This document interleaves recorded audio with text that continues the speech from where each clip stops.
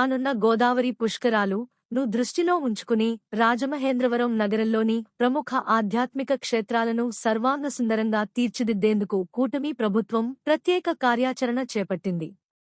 గోదావరి గట్టుపై వెలసిన క్షేత్రపాలకుడు శ్రీ వేణుగోపాల స్వామి దేవస్థానంలో 30 లక్షల రూపాయలు సీజీఎఫ్ నిధులతో చేపట్టనున్న ప్రహరీ గోడ నిర్మాణంతో పాటు ఆలయ అభివృద్ధి పనులకు రాజమహేంద్రవరం సిటీ ఎమ్మెల్యే ఆదిరెడ్డి శ్రీనివాస్ శంకుస్థాపన చేశారు.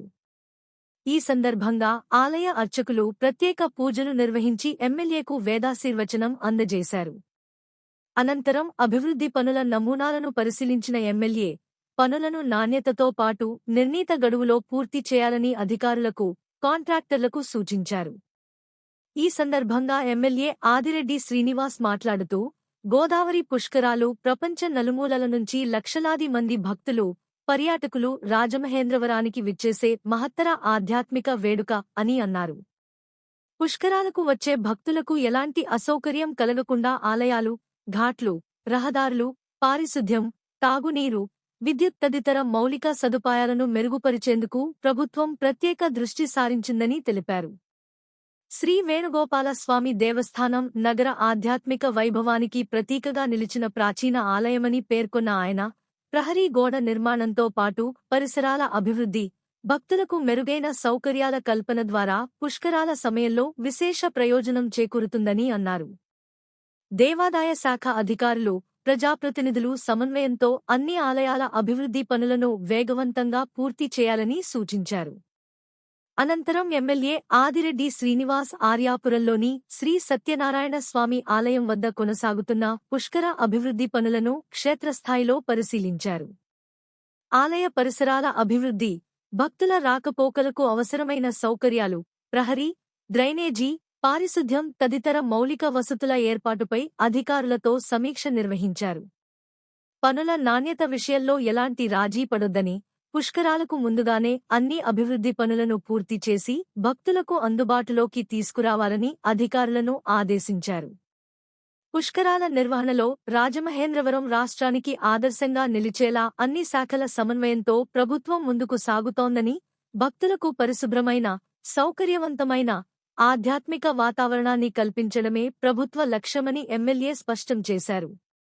ఈ కార్యక్రమంలో ఆలయ చైర్మన్ కందకట్ల వీర వెంకట లక్ష్మి, డైరెక్టర్లు సుందరపల్లి సత్యనారాయణ, పెదమల్లు రాధిక రాణి, అర్లపల్లి శ్రీనివాస్, పెద్దిరెడ్డి శ్రీధర్, ముత్య మహతి, ఖండవల్లి కిరణ్ కుమార్, ఎక్స్ అఫీషియో సభ్యుడు, కార్యనిర్వహణాధికారి పెదపూడి రాజబాబు, స్థానిక నాయకులు నల్లం శ్రీను, నిమ్మలపూడి గోవింద్, సప్పా వెంకట రమణ, మాటూరి సిద్ధు, పెంటపాటి సుభాష్, నల్లం ఆనంద్ తదితరులు పాల్గొన్నారు.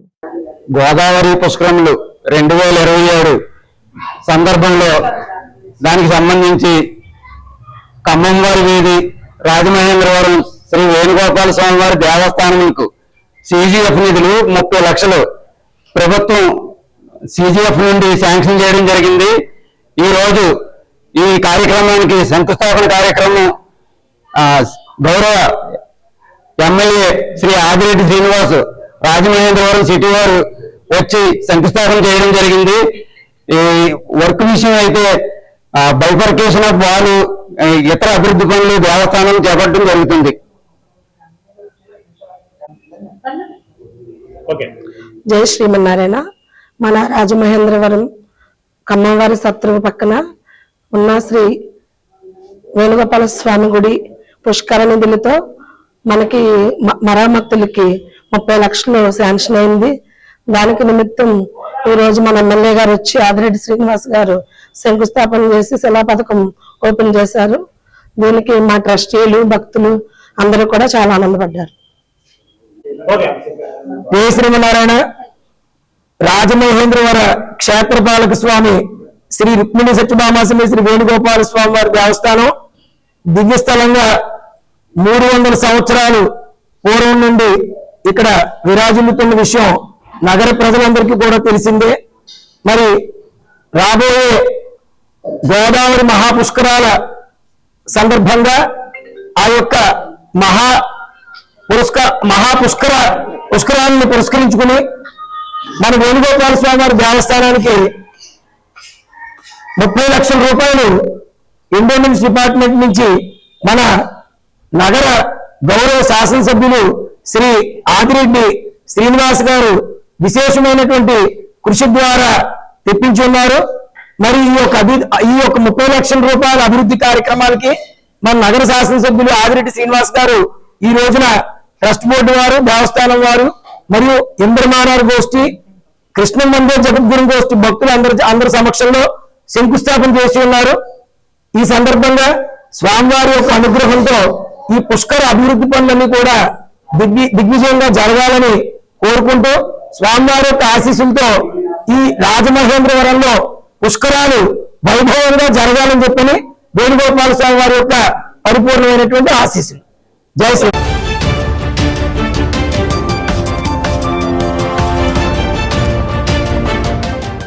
గురువారం గ్రామంలో పింఛన్ల పంపిణీతో పాటు పలు అభివృద్ధి కార్యక్రమాల్లో రూరల్ ఎమ్మెల్యే శ్రీ గోరంట్ల బుచ్చయ్య చౌదరి ఆయన ముఖ్య అతిథిగా పాల్గొన్నారు. ఈ సందర్భంగా 80 లక్షల రూపాయలు వ్యయంతో నిర్మించిన సీసీ డ్రైనేజీలను ప్రారంభించారు.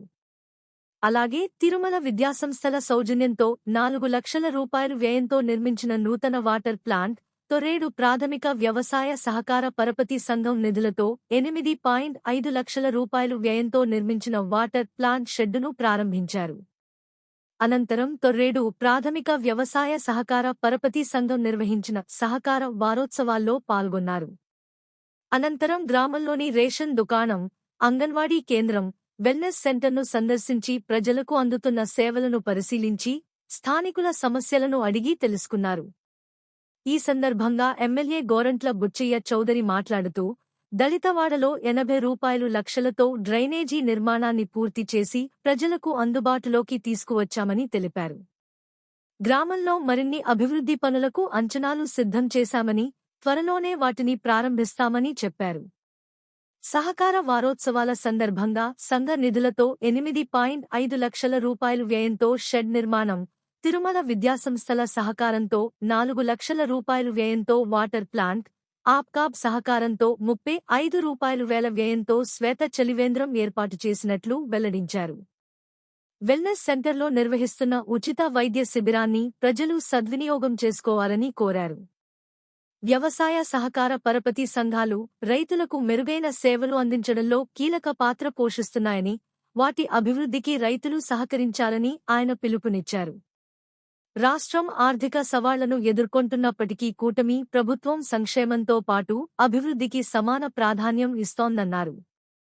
తొర్రేడు గ్రామంలో కోట్ల రూపాయలతో పలు అభివృద్ధి పనులు చేపట్టామని, రాబోయే పుష్కరాల నాటికి పెండింగ్లో ఉన్న పనులన్నింటినీ పూర్తి చేస్తామని హామీ ఇచ్చారు.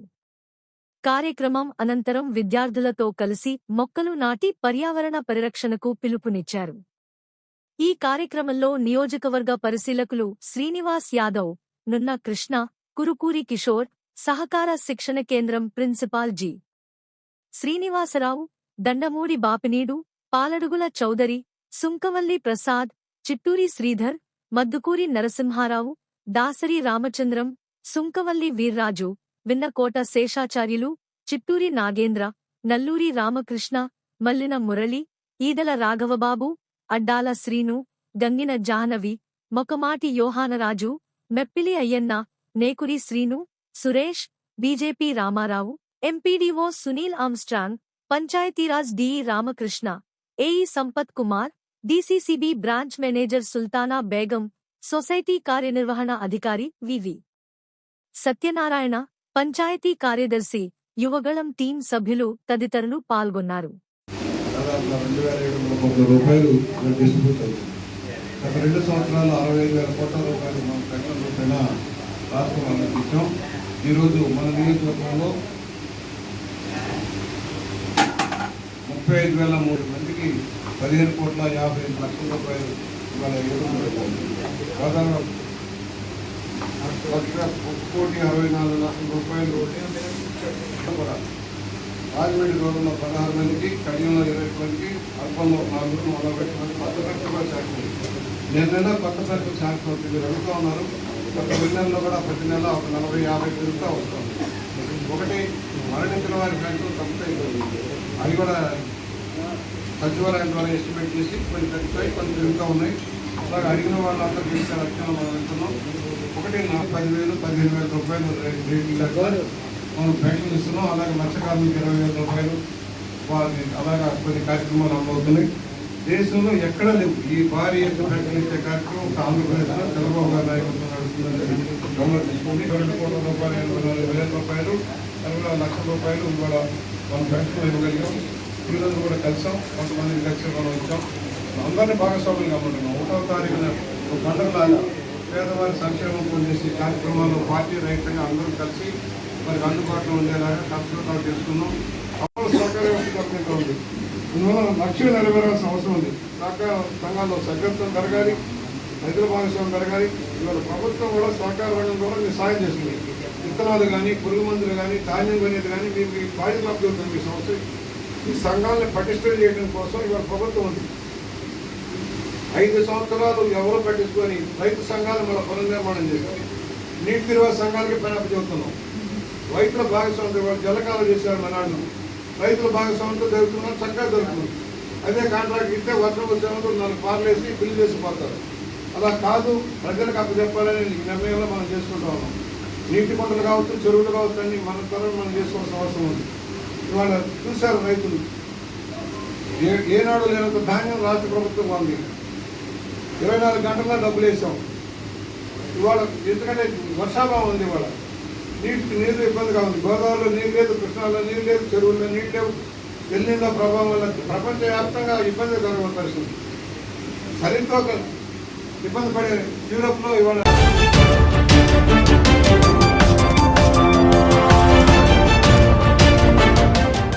Aryapuram cooperative urban bank limited అన్ని బ్రాంచ్లలో వ్యాపార విస్తరణతో పాటు లాభాల పరంగా కూడా వేగంగా అభివృద్ధి చెందుతోందని బ్యాంకు చైర్మన్ చల్లా శంకరరావు తెలిపారు.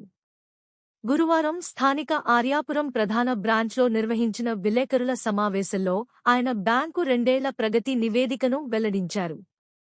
చైర్మన్ మాట్లాడుతూ బ్యాంకుపై సభ్యులు, డిపాజిటర్లు, ఖాతాదారులు ఉంచిన విశ్వాసమే అభివృద్ధికి ప్రధాన కారణమన్నారు.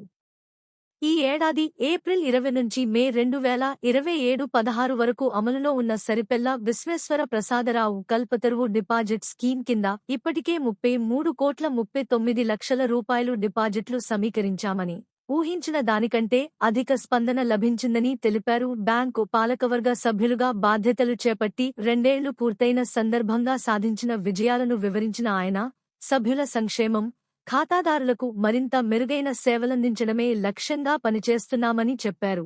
2020 నవంబర్ 5 నుంచి బ్యాంకుపై ఆర్బీఐ విధించిన ఎస్ఏఎఫ్ సూపర్వైజరీ యాక్షన్ ఫ్రేమ్వర్క్ ఆంక్ షలు 4 ఏళ్లకు పైగా కొనసాగాయని, అయితే పాలకవర్గం, ఉద్యోగుల సమిష్టి కృషితో భారీ స్థాయిలో ఎన్పీఏల రికవరీ సాధించడంతో ఈ ఏడాది మే 5న ఆంక్షలను ఆర్బీఐ ఎత్తివేసిందని వెల్లడించారు. కస్టమర్ల డేటా భద్రత కోసం ఆధునిక సాంకేతిక వ్యవస్థలను అమలు చేస్తున్నామని, తాడేపల్లిగూడెం బ్రాంచ్ను ఈ నెల 18న నూతన భవనానికి మార్చనున్నట్లు తెలిపారు. 2024-25 ఆర్థిక సంవత్సరంలో 12,54 లక్షల రూపాయలు, 2025-26లో 14.05 కోట్ల రూపాయలు నికర లాభం సాధించి, వరుసగా 2 సంవత్సరాల్లో మొత్తం 26,59 లక్షల రూపాయలు నికర లాభాన్ని నమోదు చేయడం బ్యాంకు చరిత్రలో ఒక విశిష్ట మైలురాయిగా నిలిచిందన్నారు. ఇదే కాలంలో గ్రాస్ ప్రాఫిట్ 31,55 లక్షల రూపాయల నుంచి 35 కోట్లకు పెరిగిందని చెప్పారు. ప్రతి ఉద్యోగి సగటున 1,39 లక్షల రూపాయలు వ్యాపారాన్ని నిర్వహించడం వారి అంకిత భావానికి నిదర్శనమని పేర్కొన్నారు. 2025-26లో 5,30 లక్షల రూపాయలు ఆదాయపు పన్ను చెల్లించామని తెలిపారు. 2024 జూలై 23 నాటికి 403 రూపాయల 4 కోట్లుగా ఉన్న రుణాలు జూన్ 2026 నాటికి 590 రూపాయల 58 కోట్లకు చేరి 187.54 కోట్ల రూపాయలు 46.50% వృద్ధి నమోదైందన్నారు.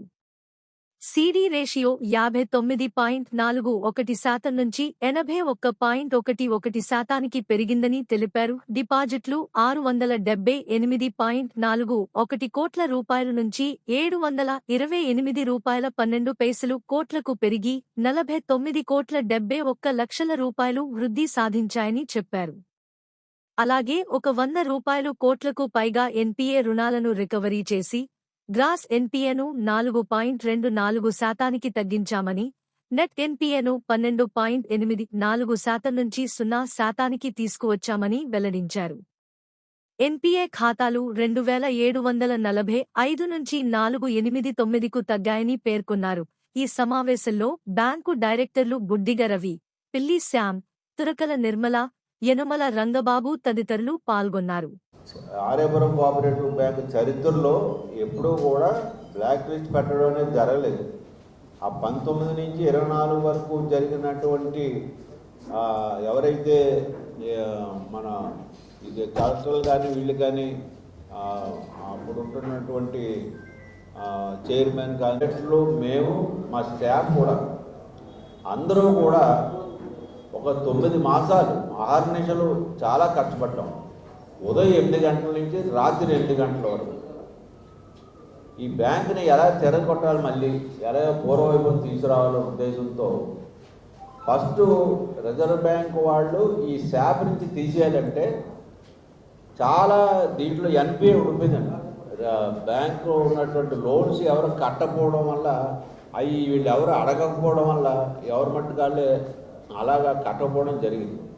ఈ 9 మాసాల్లో మా డైరెక్టర్లు నేను అందరి యొక్క చెప్పడంతో నేను ఎలాగైతే చెప్పాను దాని ప్రకారంగా మా డైరెక్టర్లు కానీ మా ఎంప్లాయీస్ కానీ 100 కోట్ల రూపాయలు కలెక్ట్ చేశారండి 9 మాసాలు. ఈ లోన్స్ బాకీలు ఎన్పిఏ 100 కోట్లు మేము రికవరీ చేయడం జరిగింది. ఎప్పుడైతే మీ 100 కోట్లు రికవరీ చేసి ఒకవైపు నుంచేమో లోన్స్ కూడా పూర్వం గట్ట కూడా పైకి తీసుకెళ్తున్నాము, వాళ్ళు చాలా సంతోషించి వాళ్ళు రిజర్వ్ బ్యాంక్ వాళ్ళు వచ్చి ఆడిట్ చేసుకొని చాలా సంతోషించి మాకు 9 మాసాల తర్వాత వెంటనే ఈ శాప్ని తీసి పారేశారు. తీసి మీరు మామూలుగానే అన్ని కార్యకలాపాలు కూడా బాగా చేసుకోవచ్చని శాప్ తీసేయడం జరిగింది. ఎప్పుడైతే శాప్లోంచి ఇది తీసి పారేశారో ఇంకా బాగా పటిష్ట చేయాలనే ఉద్దేశంతో మీరు లోనింగ్ కానీ డిపాజిట్లు కానీ మిగతా విషయాలు అన్నింటిలో కూడా మేము బ్రహ్మాండంగా క్రమశిక్షణగా మొత్తం ముందు ఏంటంటే ఇక్కడ వాళ్ళు ఏమి అడిగేవారు కాదండి ఎంప్లాయీస్ని. అందువల్ల ఏంటంటే వాళ్ళు ఇష్టారాజ్యంగా జరిగిపోయింది. మీడియా మిత్రులందరికీ కూడా నమస్కారాలు తెలియజేస్తున్నాను. మనకి ఏ కోఆపరేటివ్ బ్యాంక్ అయినా ఖాతాదారుల యొక్క నమ్మకాన్ని పొందాలంటే అక్కడున్న చైర్మన్ పాలకవర్గం మంచి ఆలోచనలతోటి మంచి ప్రణాళికలతోటి ముందుకు తీసుకెళ్తే బ్యాంకు ఆటోమేటిక్గా అభివృద్ధి చెందుతుంది. ఈ ఆర్యాపురం బ్యాంకు గత 4 సంవత్సరాల్లోనూ మీరు చూశారు, వాళ్ళు చేసిన నిర్వాహకం వల్ల బ్యాంక్ నష్టాల్లోకి వెళ్ళి దివాళా తీసేంత అంచుల వరకు వెళ్ళిపోయింది. ఆ టైంలో చల్లా శంకర్రావు గారు మళ్ళీ చైర్మన్గా మీ అందరూ పాలకవర్గం అంతా రావడంతో ఒకంత భయపడ్డాం. ఈ బ్యాంక్ని ఏం చేయాలి, మనం గట్టు మీద తీసుకురాగలమా లేదని ఆయన కూడా ఒకంత ఆందోళన చెందారు.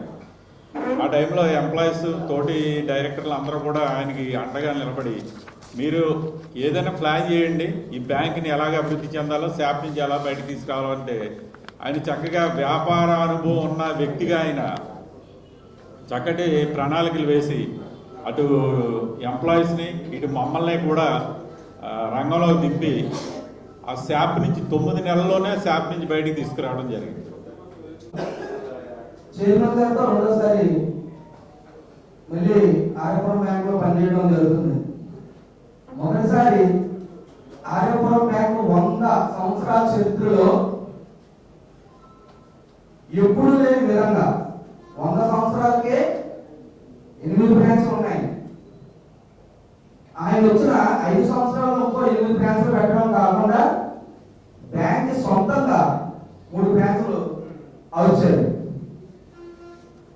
అంటే ఆర్యపురం బ్యాంక్ 100 చరిత్రలు ఎప్పుడు లేదు సార్, 100 సంవత్సరాలు.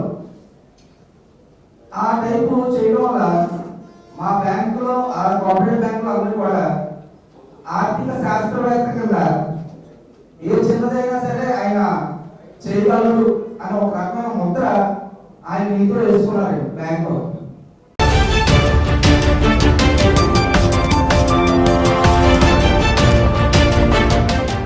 కూటమి ప్రభుత్వ పాలనలో రాజమహేంద్రవరంలో శాంతి భద్రతల పరిస్థితి అత్యంత దారుణంగా మారిందని వైఎస్సార్ కాంగ్రెస్ పార్టీ రాష్ట్ర కార్యదర్శి, నూజివీడు పరిశీలకులు, మాజీ కార్పొరేటర్ వాసంశెట్టి గంగాధరరావు విమర్శించారు. City MLA Adireddy Srinivas gun licence తీసుకుంటున్నట్లు చెప్పడం నగరంలో శాంతి భద్రతల పరిస్థితికి నిదర్శనమని ఆయన వ్యాఖ్యానించారు.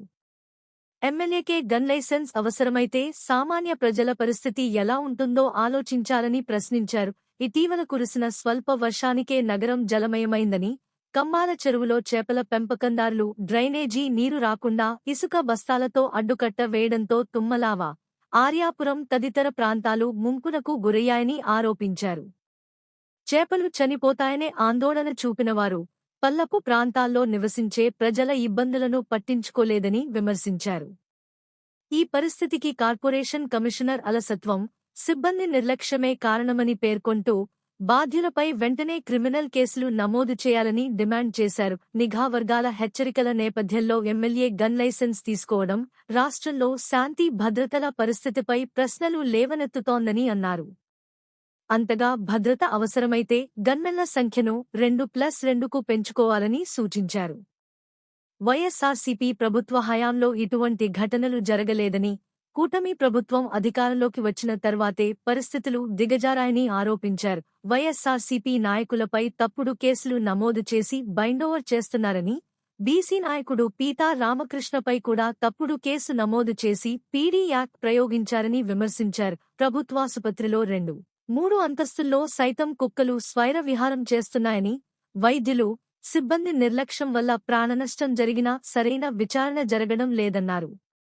జయంతి అనే మహిళ మరణం వైద్యురాలి నిర్లక్ష్యం వల్లే జరిగిందని అప్పటి సూపరింటెండెంట్ విచారణలో తేలినా తిరిగి పోస్టింగ్ ఇవ్వడం దురదృష్టకరమని ఆరోపించారు. జగన్ ప్రభుత్వ హయాంలో నాడునేడుతో అభివృద్ధి చేసిన పాఠశాలల్లో విద్యార్థులు మంచి ఫలితాలు సాధిస్తే దానిని కూడా ప్రస్తుత ప్రభుత్వం తమ ఘనతగా ప్రచారం చేసుకుంటోందని విమర్శించారు. గోదావరి పుష్కరాల కోసం కేంద్ర, రాష్ట్ర ప్రభుత్వాల నుంచి వచ్చిన నిధులు ఎంత? వాటిని ఎక్కడ ఎలా ఖర్చు చేస్తున్నారో ప్రజలకు వెల్లడించాలని సవాల్ విసిరారు. రివర్ ఫ్రంట్, రైల్వే స్టేషన్ అభివృద్ధికి మాజీ ఎంపీ మార్గాని భరత్రామ్ నిధులు తీసుకొచ్చినా పనులు ఇంకా పూర్తి కాలేదని అన్నారు. నగరంలోని రాజకీయ పార్టీలు, సీనియర్ నాయకులు, మాజీ కార్పొరేటర్లతో సమావేశం ఏర్పాటు చేసి గోదావరి పుష్కరాల ఏర్పాట్లపై సూచనలు తీసుకుంటే మంచిదని సూచించారు. రివర్ ఫ్రంట్, దివాన్ చెరువు వంతెన నిర్మాణ పనులు ఏడాదిలో పూర్తవుతాయనే హామీ లేదన్నారు. సీఎంఆర్ఎఫ్ విషయంలో ప్రభుత్వం కేవలం అంకెల గారడీ చేస్తోందని విమర్శిస్తూ గత ప్రభుత్వంలో ₹1 కూడా సీఎంఆర్ఎఫ్ ఇవ్వలేదన్న వ్యాఖ్యలు పూర్తిగా అసత్యమని అన్నారు. కోట్ల రూపాయల సీఎంఆర్ఎఫ్, పీఎంఆర్ఎఫ్ నిధులు మంజూరు చేసిన రికార్డులు తమ వద్ద ఉన్నాయని, అవసరమైతే ప్రజలకు చూపించేందుకు సిద్ధమని తెలిపారు. ప్రస్తుతం జరుగుతున్న వైఫల్యాలను సరిదిద్దుతూ నగరాభివృద్ధిపై దృష్టి సారించాలని, గోదావరి పుష్కరాలకు దేశ విదేశాల నుంచి వచ్చే యాత్రికులు నగరంపై చెడు అభిప్రాయం ఏర్పరచుకునే పరిస్థితి రాకుండా చర్యలు తీసుకోవాలని కోరారు. మార్గాని భరత్కు వ్యతిరేకంగా కొందరిని మాట్లాడించే కుట్రలు జరుగుతున్నాయని, రాజకీయ లబ్ధి కోసం ప్రయత్నాలు చేస్తున్నారని ఆరోపించారు. తమ పార్టీకి చెందిన కొందరి సహకారంతోనే ఇవి జరుగుతున్నాయని అన్నారు. మీ పార్టీ నాయకుల ఆడియోలు బయటపడితే వాటిని ఏఐ సృష్టించిందని చెబుతూ తమవారి ఆడియోలను మాత్రం నిజమని ప్రచారం చేయడం ఎంతవరకు సమంజసమని ప్రశ్నించారు. ఈ సమావేశంలో వైఎస్సార్సీపీ సీనియర్ నాయకులు సప్పా ఆదినారాయణ, రొక్కం త్రినాథ్, బిల్డర్ చిన్న, తిరగటి దుర్గా, నల్లమిల్లి సత్యనారాయణ రెడ్డి, మదీనా భాషా, నందం స్వామి, కొమ్మోజు దుర్గారావు, దాది గౌరీ శంకర్, నగరబోయిన శ్రీను, బత్తిన అన్నవరం, అజ్జరపు శ్రీనివాస్ తదితరులు పాల్గొన్నారు. ఇవాళ ఆయన నిన్న ప్రెస్లో మాట్లాడినటువంటి సందర్భంలో స్కూల్సు, ఆరోగ్యం ఈ రెండిట్ల మీద మాట్లాడటం జరిగింది ఆయన. ఇవాళ జగనన్న గారి ప్రభుత్వంలో మేము చేసినటువంటి డెవలప్మెంట్ ఏదైతే ఉందో మామూలు స్కూల్స్ అన్నీ కూడా ఇవాళ మంచి ర్యాంకులు సంపాదించుకుని వెళ్ళినటువంటి పరిస్థితి ఏర్పడింది. ఇవాళ మీరు దానికి ఏ సమాధానం చెప్తారు అనేది సార్ ఇది మేము చేసింది అని చెప్పుకోవటం చాలా శోచనీయమండి ఎమ్మెల్యే గారు. ఇంకోటి ఏంటంటే గవర్నమెంట్ హాస్పిటల్లో ఎవరి నిర్లక్ష్యం వల్ల ఆ అమ్మాయి జయంతి అనే అమ్మాయి చనిపోయింది. నిన్న దాన్ని కేవలం కంటి తుడుపు చర్యగా నిన్న ఒక ఎంక్వైరీ పెట్టుకున్నారు. ఆల్రెడీ ఆవిడకి మళ్ళీ ఆ డాక్టర్ గారికి అందులో జాబ్ ఇచ్చేశారు, ఆవిడ నడుస్తుంది. జస్ట్ అది తీసేయటం కోసం జస్ట్ కంటి తుడుపు చర్యగా మాత్రమే అక్కడ సస్పెన్షన్ ఎత్తేయడానికి మాత్రమే నిన్న కేవలం ఆ ఎంక్వైరీ కమిషన్ వేయటం జరిగింది. గవర్నమెంట్ హాస్పిటల్లో 2వ అంతస్తు 3వ అంతస్తులకి కుక్కలు పరిగెడుతున్నాయి, విపరీతంగా కుక్కలు పరిగెడుతున్నాయి. ఇవాళ దాంట్లో సుమారుగా 10-15 కుక్కలు దాంట్లో తిరుగుతున్నాయి. మీకు గుర్తుందో లేదో ఎమ్మెల్యే గారు, గుంటూరులో ఇవాళ ఆ అమ్మాయి డెలివరీ అయినటువంటి సందర్భంలో ఆ చనిపోయినటువంటి ఆ పిల్లని కుక్కలు ఎత్తుకెళ్ళిపోయిన సంఘటన జరిగినాయి. వాళ్ళ రాజమండ్రిలో కూడా అలాంటి సంఘటన జరగకుండా చూసుకోవాల్సిన అవసరం మీకుంది, చూడవలసిన బాధ్యత ఉంది. 15 రోజులకు ఒకసారి నేను వెళ్తున్నాను, మాడ్యులేట్ చేస్తున్నాను, మొత్తం అందరికీ కూడా నేను చెప్తున్నాను అని చెప్పినటువంటి మీరు ఇవాళ ఇన్ని కుక్కలు రాజమండ్రి గవర్నమెంట్ హాస్పిటల్లో వీరవిహారం చేస్తున్నాయి. ఎవరిని కరిస్తే ఏ రకమైన ప్రమాదం ఉందనేది కూడా మీకు ఆలోచన లేదా? కరుడు కట్టినటువంటి వైఎస్ఆర్సీపీ కార్యకర్తల మీద మీరు ఇవాళ ఉదాహరణకి జస్ట్ చిన్న ఉదాహరణకి వాళ్ళ మీద మీరు బైండ్ ఓవర్ కేసులు పెట్టేస్తున్నారు, పీడీ యాక్ట్ని పెట్టేస్తున్నారు. ఇలాంటి కవ్వింపు చర్యలు కానీ ఇలాంటి చర్యలు కానీ గత ప్రభుత్వంలో ఏం చేశారో ఒకసారి చెప్పండి. పేరుకు మాత్రం మీరు చెప్తున్నారు కానీ కాదే. నాడు నేడు దీంట్లో ఇవాళ డెవలప్ చేసిన సందర్భంలో ఇవాళ ప్రైవేట్ స్కూల్స్ ఎంత ఫీజులు వసూలు చేస్తున్నాయి, ఎంత దారుణమైనటువంటి ఫీజులు వసూలు చేస్తున్నాయి. దాన్ని కట్టడి చేయడానికి మీ దగ్గర ఏముంది? వాళ్ళు నారాయణ స్కూల్ అవ్వచ్చు, లేకపోతే ఇంకోటి అవ్వచ్చు, భాష్యం అవ్వచ్చు, లేకపోతే ఇంకోటి అవ్వచ్చు, ఏదైనా కానీ వాళ్ళు టోటల్గా చేస్తున్నటువంటిది ఏంటంటే విపరీతమైనటువంటి మరి ఫీజులు వసూలు చేస్తున్నటువంటి సందర్భాన్ని మర్చిపోకూడదు.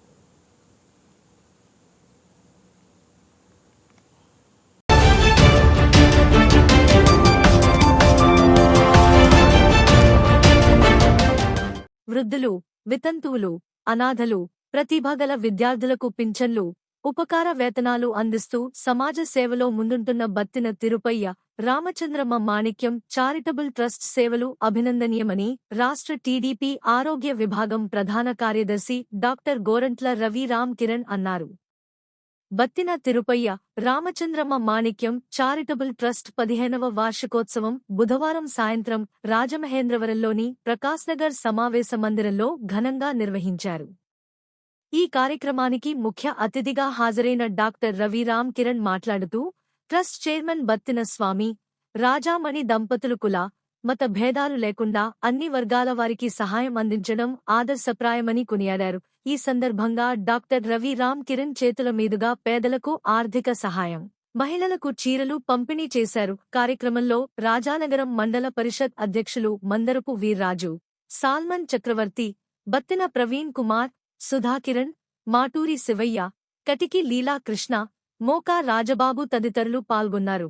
అదే రోజున ట్రస్ట్ చైర్మన్ బత్తిన స్వామి జన్మదినం సందర్భంగా డాక్టర్ రవి రామ్ కిరణ్ ఆయనను ఘనంగా సత్కరించి సమాజ సేవలో అందిస్తున్న విశిష్ట సేవలను అభినందిస్తూ జన్మదిన శుభాకాంక్షలు తెలిపారు.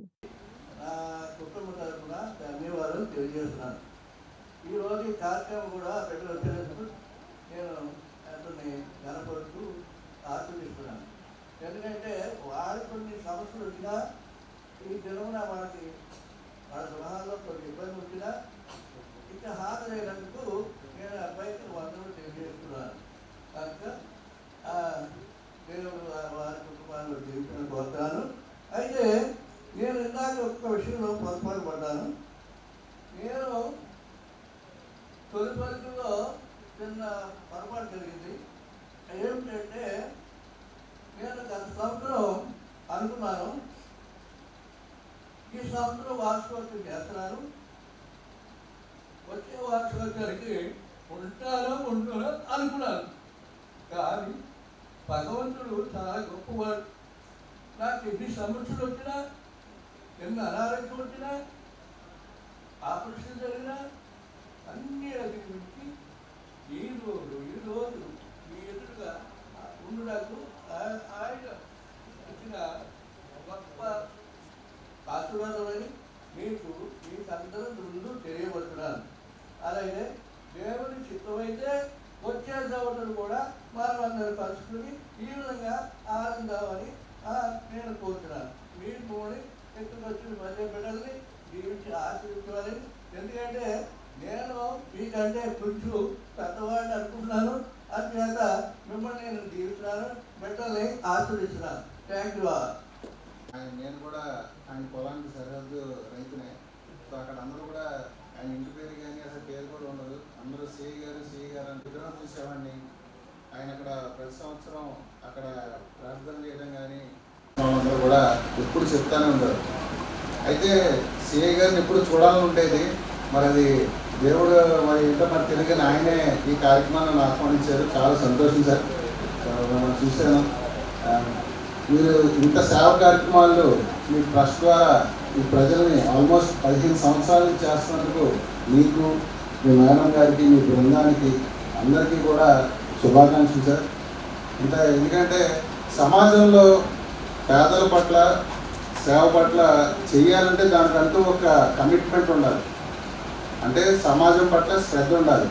నాకెందుకు లేని రిటైర్మెంట్ అయిపోయి ఇంట్లో కూర్చోకుండా ఆయన చదువుకుని ఒక మంచి ఉద్యోగం చేసి రిటైర్ అయినందుకు, ఆయన దేవుడిని నమ్ముకున్నందుకు ఇలా మనందరికీ కూడా స్ఫూర్తిదాయకంగా ఈ ట్రస్ట్ని అదేవిధంగా కమిటెడ్గా ప్రతి సంవత్సరం చాలామందికి ఏదైతే పెన్షన్లు ఇస్తున్నారో, అదేవిధంగా పేద విద్యార్థులకి ఫోన్ చూడకుండా వాళ్ళ పరిస్థితి బట్టి వాళ్ళ ఫీజులు కూడా హెల్ప్ చేయడం, అదేవిధంగా పేదలకి వస్త్రాలు కానీ బట్టలు కానీ ప్రతిసారి పంపిణీ చేయడం, ఇలా ఆయన ఎన్నో సామాజిక సేవలు చేస్తూ ఈ ట్రస్ట్ని ఇవాళ ముందుకు నడిపిస్తున్నారు. సార్ మాది కూడా గోరంట్ల శాంతరావు ఫౌండేషన్ ఉంది.